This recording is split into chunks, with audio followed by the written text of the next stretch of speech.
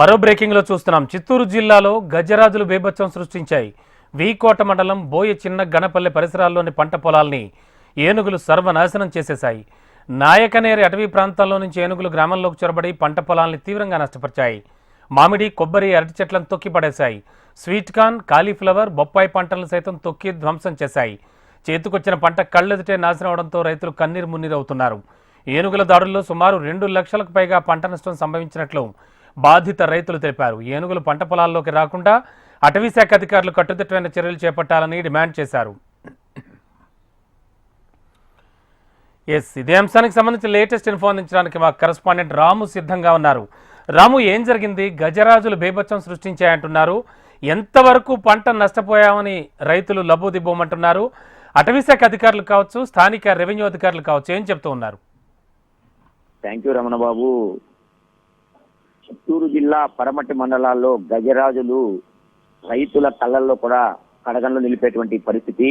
ప్రతి ఏడాది కూడా నవంబర్, డిసెంబర్, జనవరి మాసాల్లో మనం చూసుకున్నట్టయితే గజరాజులు అక్కడ ఉన్నటువంటి పంట పొలాలపై స్వైర విహారం చేస్తున్నటువంటి పరిస్థితి.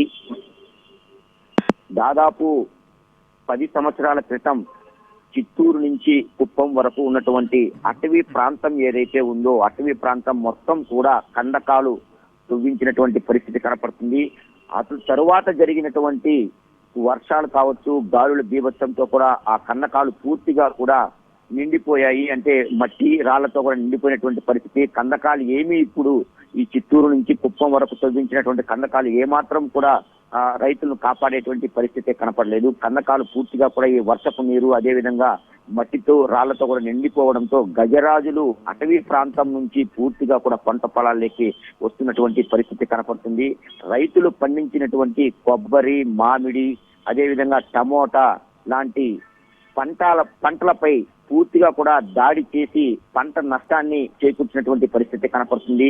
అక్కడ ఉన్నటువంటి రైతులు నిత్యం కూడా లబోదిబోమనేటువంటి పరిస్థితి.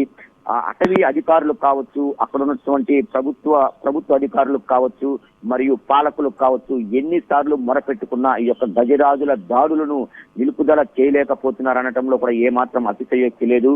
నిత్యం కూడా గజరాజులు అవన్నీ కూడా పెద్ద పెద్ద గుంపులుగా వచ్చి ఈ యొక్క రైతులు పంటలు ఏవైతే ఉన్నాయో పూర్తిగా కూడా ధ్వంసం చేసేటువంటి పరిస్థితి కనపడుతుంది.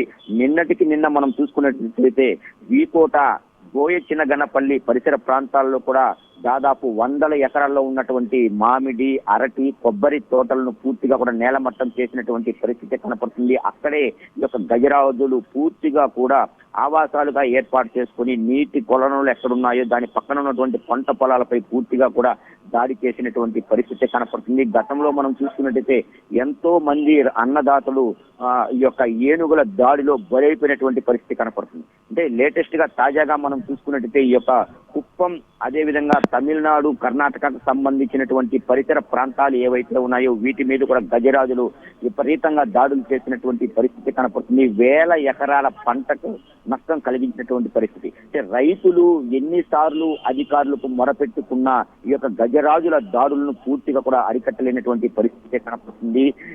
నిత్యం కూడా ఇటువంటి దాడులు జరుగుతూనే ఉన్నాయి. జరుగుతున్నటువంటి ఈ యొక్క దాడులతో ఇటు రైతులు పూర్తిగా కూడా తాము పండించినటువంటి పంటను పూర్తిగా నేలమట్టం చేస్తున్నటువంటి పరిస్థితి.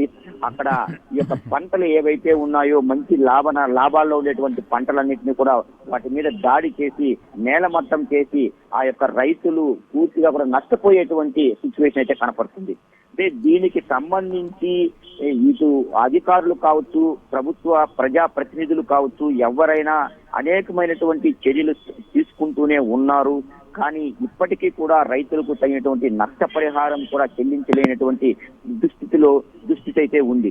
ఇప్పుడు జరుగుతున్నటువంటి ఈ యొక్క గజరాజుల దాడులు ఏవైతే ఉన్నాయో పూర్తిగా కూడా నిలుపుదల చేయాలి. ఈ యొక్క గజరాజులను పంట పొలాల మీద రానికుండా పూర్తిగా. Okay, thank you Ramu.